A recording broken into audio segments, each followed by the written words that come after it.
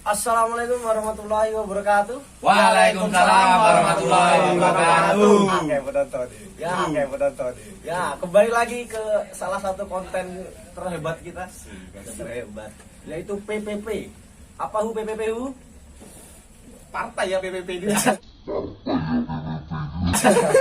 Apa ya PPP itu? Kacamata hitam. Oh iya, kacamata dulu ya. Mapala kok partai? Apa itu PPP? Palmstar punya podcast. Wey. Audiensnya banyak sekarang ya. Kayak penonton. Oke. Jadi di konten ini Penonton kita bayaran dibayar berapa ini? kita akan berbicara santai. Apalagi temanya hari ini asik banget. Apa itu? Apa temanya? Tahu? Enggak tahu sih, belum tahu. Tentang gunung dan hutan. Weh. Kamu anak gunung hutan apa bukan? Iya sih. Tapi yang habis ini datang ini GH banget ya, Wah. gunung hutan banget. Kamu GH banget apa enggak itu? Masih di bawahnya paling. Nah, ini legendnya Harus belajar sama dia. Seprapat. Harus belajar dia sama dia. Legendnya GH Mapala Palmstar. Langsung saja kita sambut Kang Bletar.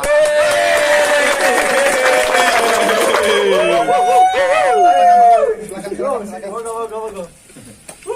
Heboh ya. Kayak penonton. Kamu anak langsung ini dia Kang Bletang. Mungkin dari Kang Bletang kenalan dulu. Dari nama, tempat tinggal. Boleh sebat dulu kan nih? Boleh lah. Koreknya mana nih ya? Oh ada. Langsung bawa korek. Oke, perkenalkan nama saya untuk nama asli itu Muhammad Indra Tobani. Kalau untuk nama lapang di spread itu Beletang. Apa artinya itu? Wah, jangan disebutin di sinilah. Panjang ceritanya itu. Bisa sampai 5 jam gitu lah. Bisa sampai. Gak selesai. Oh iya, dia sudah kenalan, kita belum kenalan. Kayak itu dari Kelupaan tadi. ya kita ya. Kan di awal tadi. Ya kenalin. Kita kenalan. Langsung ya, nama saya ini Gopar. Artinya ya panjang juga kalau diceritain ya. Yang di sebelah saya ini partner saya, kenalan dulu. Kenalkan, nama saya Ketut, tapi nama lapangnya Jihu. Dipanggil Dipanggil Jihui. Zihui. Ya oke. Dia sebagai partner saya di sini. Jadi di podcast kali ini kita akan membahas tentang apa sih itu gunung hutan, terus pengalaman-pengalaman yang ada di gunung hutan, apa yang sudah pernah dilakukan. Nah, salah satu narasumber kita ini pro banget di gunung hutan. Mungkin kalau dari Cak Bletang ini, kenapa sih dulu mengambil divisi gunung hutan itu? Ya, kalau alasan pribadi sih bingung aja dulunya. Gunung ya berarti. Mau ambil olahraga ya gak tahu renang, gak tahu manjat, ya gak kuat soal fisik. Tapi ya karena di angkatan tuh banyak yang ambil GH, ya udah sih ambil GH aja. Oh, jadi di angkatan saya ini banyak yang GH ya? Ya, waktu itu 12 orang. Banyak juga Orang nih. yang GH ya, berarti. Emang dulu sebelum milih gunung hutan bimbang nggak mau milih kemana selain gunung hutan? Emang apa aja sih pilihannya? Kan untuk divisi kan ada 4. Ada 4 Ada penelitian dan pengembangan ya. Ada gunung hutan, terus lingkungan hidup sama olahraga. Jadi gak ada kebimbangan sih kalau dari saya pribadi. Oh, berarti ikut. Langsung ambil GH. Oh, Tapi sebelum mengambil GH, sebelumnya sudah punya ini enggak sih, apa ilmu-ilmu tentang GH atau dasar-dasar tentang GH sebelumnya? Kalau sebelum masuk Mapala sih gak ada, kosongan, pure kosong. Tapi sudah pernah mendaki gunung kan? Sudah pernah mengalami naik gunung gimana? Ya pernah, tapi itu pun mendaki dengan kebodohan. Oh iya, mendaki dengan kebodohan ini asik ini kita ya. itu dimaksud dengan bodohan itu gimana? Oh iya. Ya karena gak dibekali ilmu tentang gunung hutan. Oh, tanpa persiapan ya, tanpa mak. Pakai sepatu Converse palingnya naiknya. Ya bocil-bocil sekarang itu wis. Pakai celana jeans. Bawa tenda ya. Aduh. Itu di mana itu sebelum masuk Mapala, masuk naik kemana? Ya biasalah yang mayoritas kebanyakan orang didaki ya Ijen. Ijen ya berarti ya. Iya. Soalnya Dulu itu masih pas SMA ya. Soalnya Jember ini dekat Ijen buat teman-teman yang nggak tahu ya. Jadi kalau mau ke Ijen jangan lupa mampir ke Jember dulu. Ya, jadi setelah mengambil GH ini ilmu apa aja sih yang didapatkan ya dari GH ini? Untuk ilmu juga sih banyak sih. Saya aja sekarang masih kurang untuk ilmu dari GH, masih kehausan. Oh, masih kehausan. Masih haus materi. Ini Kang Tang, ada nggak seorang panutan di GH? jadi panutannya Untuk Kang Beltang? anggota Palungstar sendiri. Iya. Kalau saya sih sebagai anak GH panutannya ya Oh, ya, senior ini ya, legend. sendiri sih. Legend. Berkata kasar. Jangan lupa disensor ya, jangan lupa disensor ya, oke. Jadi siapa panutannya? Iya, siapa panutannya kan? Untuk panutan sih banyak, untuk senior-senior yang anggota istimewa, apalagi pas masih waktu jadi pengurus Gunung Hutan, pas saya masih anggota muda, itu banyak banget soal mendidik GH waktu itu. Saya nyari kacamata saya ini ada apa, itu tulisan apa itu ya, gak kelihatan saya. Sama saya. Oh, panggil wayai. Oh. Wayai narasumber. apa sampai ngobrol belum ada ini ya, suguhan ya. Mantap nih. Disponsori kampus ya ini ya. Jadi ada tulisan Jangan lupa 4 pilarnya guys. 4 pilar ya, 4 pilar. Wih, pas. Sama kita. Wih, kopinya ada 3 pas buat kita bertiga berarti ya. Sepurannya yang lain kalian nggak kebagian ya. Oke. Ya ini kita membahas tentang mountaineering aja ya. Nah, untuk Kang Beltang, pengalaman mengaplikasikan materi mountaineering itu di mana nih? Pertama kali Di Mapala Pamstar ya, pas Ya. setelah masuk Mapala Pamstar. Untuk mountaineeringnya sih ya pas waktu pengambilan sekraf sih. Di sana dilatih memang tentang manajemen pendakian dan lain-lain. Tapi untuk navigasi daratnya itu untuk pengaplikasian itu kayak di lereng Argopuro. Lereng Argopuro ya. Kebanyakan sih di lereng Argopuro sih. Yang terdekat Jember dulu berarti ya memang ya. Soalnya Jember ini masih banyak belum terjamah juga gunungnya. banyak gunung memang di Jember. Kalau pengambilan skraf dulu di mana? Pengambilan sekraf itu di Gunung Raung. Gunung Raung, Sisi ya, utara. Sisi utara, berarti Bondowoso ya. Bondowoso ya. Oke. Berapa orang kemarin ketika mengambil scrap? Waktu itu 27 orang. Oh, banyak ya, 27 orang ya. Tapi itu kalau pas pendakian pengambilan skraf itu sudah mendalami materi GH apa belum ini? Sudah ya. Ya, karena pas waktu itu zaman itu turun dikjut itu udah pendivisian, jadi udah dibekali beberapa materi di sini. Ngomongin soal pendakian nih, Wi. Pendakian ini kan ada banyak jenis-jenis pendaki. Ada konvensional, Ya. ultralight, terus ada trail running ya kan ya, banyak. Pendaki alay. Pendaki alay ya. Ya, ya. Oh, dia benar ya pendaki alay. Oke.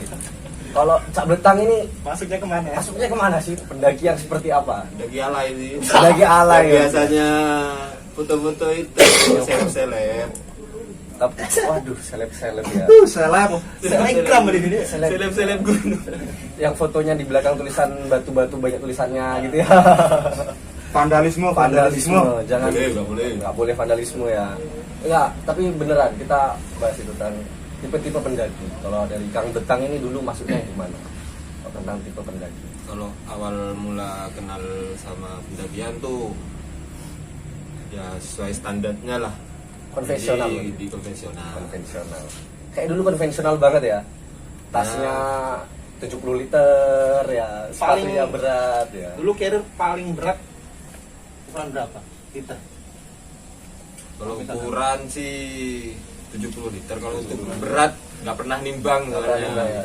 Selama dulu di konvensional nggak pernah nimbang berarti ya. Ya, soalnya udah sembarang barang masuk. Sembarang. Galon pun masuk itu. Galon masih. Berarti konvensional ini apa sih intinya pendaki konvensional ini? Konvensional sih menurut saya pribadi ya agak mempertimbangkan berat, barang yang seadanya. Meskipun Barang yang seadanya. satu tim kayak tenda itu bisa jadi 4 orang. Jadi memang semuanya masuk ya tanpa memperhitungkan berat. Nah sekarang kayaknya agak beralih nih ya.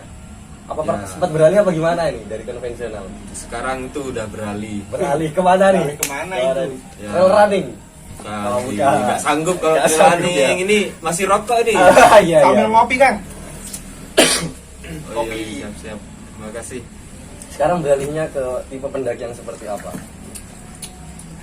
Sekarang sih sejak tahun Wah sudah tahun ini ya. pas Covid 2020 Oh, baru-baru ini ya dua. Pindah tuh ke- pindah ke ultralight. Ultralight. Light. awal mula pindah dari konvensional ke ultralight ini alasannya kenapa? Alasannya sih waktu itu kan ada harus beralih status kan dari AMKB Oke. anggota biasa Untuk mendapatkan nomor ya. untuk mendapatkan nomor. Oke. Terus itu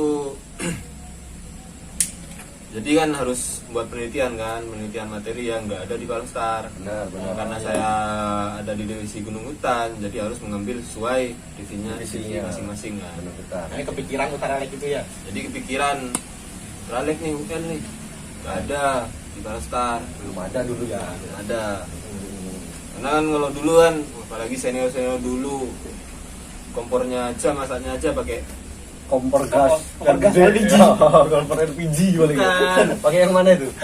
Kompor apa itu? Mau masak pendaki Parafin. pakai Aduh, parafin ternyata. Parafin. Tapi kan parafin ringan termasuknya.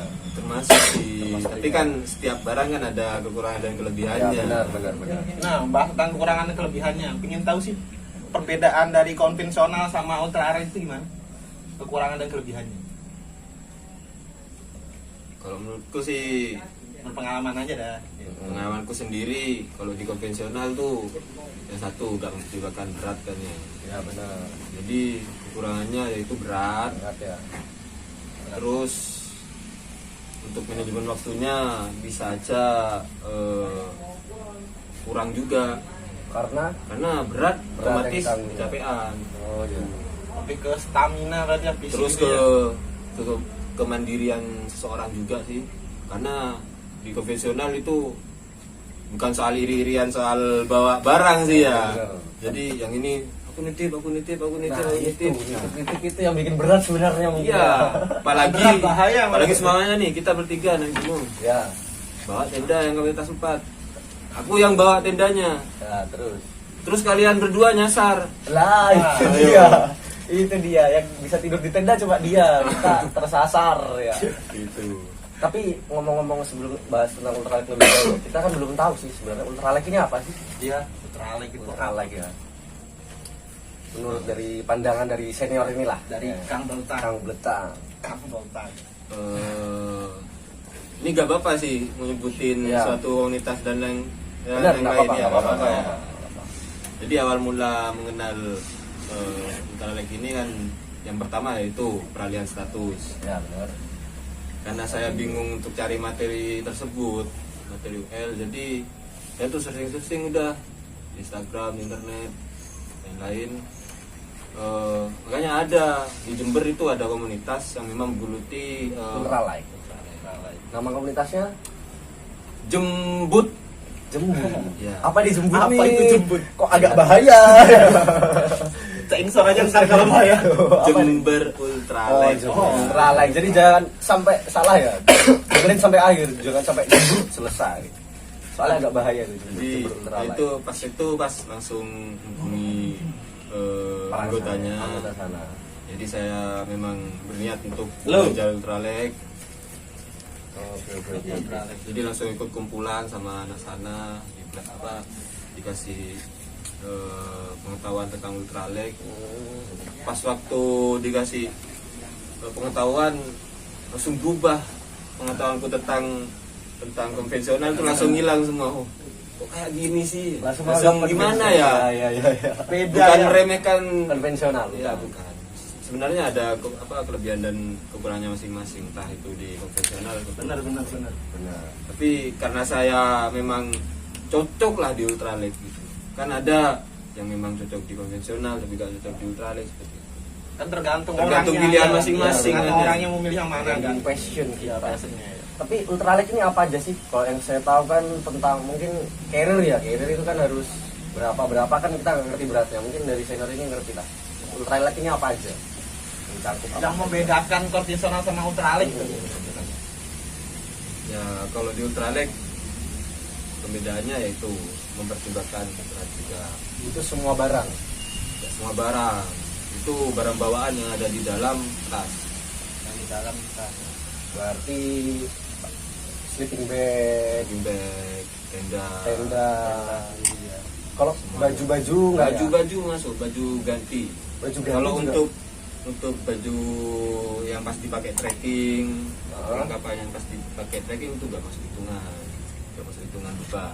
Nah, untuk membedakan tenda yang biasanya konvensional sama ultraal itu ada nggak perbedaannya? Nah. Tendanya. Pembedaannya sih kebanyakan tenda-tenda UL itu nggak pakai frame, biasa Nggak pakai frame. ya, dia cuma Wah. pakai trekking pole buat penyangga aja, jadi satu Masuk. frame aja. Nama kerennya Tarten ya. Ya, Iya. Jadi paling biasanya muat 1-2 orang aja itu ya kapasitasnya. kebanyakan sih kalau di anak UL tuh pakai yang 1 orang, jadi kemandirian sih, Oke, lebih kemandirian. Ya itu takut nyasar itu. Berarti memang anak OL ini mandiri semua. Mandiri Tenda sekali. masuk. Semuanya berarti ya Iya. di bawah dia sendiri ya. Kalau logistik gimana? Logistik juga. Logistik nggak masuk Nggak masuk, hitungan beban juga. Oke. Soalnya kan setiap gunung kan beda-beda manajemen logistiknya. Ada yang bisa ditempuh 3 hari, 2 hari, 4 hari.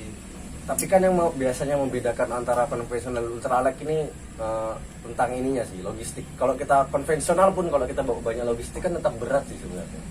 Ya, Begitu ya. kan ultralight itu terus apa ya? Bedanya itu apa sebenarnya sih? Kita belum Untuk logistik, Mm-mm.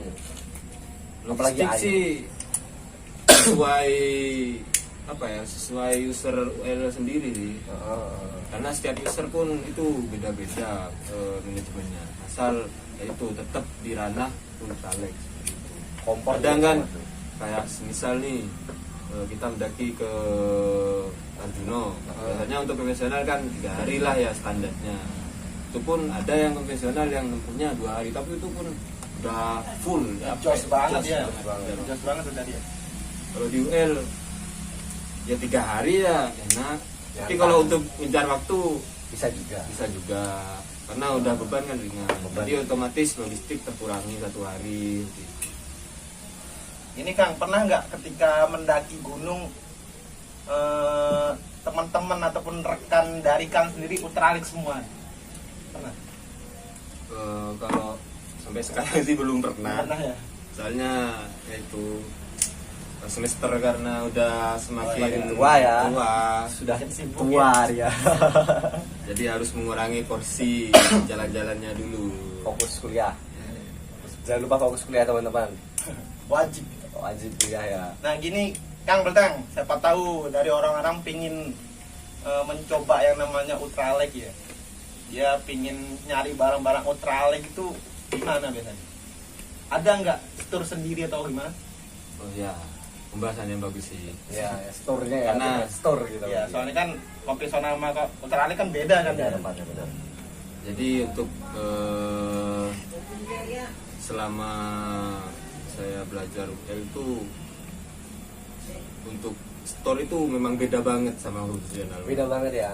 Nggak Jadi- seperti- nah, Jadi untuk UL ini karena produknya masih sedikit, jadi tidak bisa memproduksi massal karena itu pasarannya masih kecil kan untuk di anak UL. Peminatnya dulu. Kalau sekarang udah banyak tuh produsen-produsen kayak Tapten, oke. terus Kasuel dan lain-lain lah.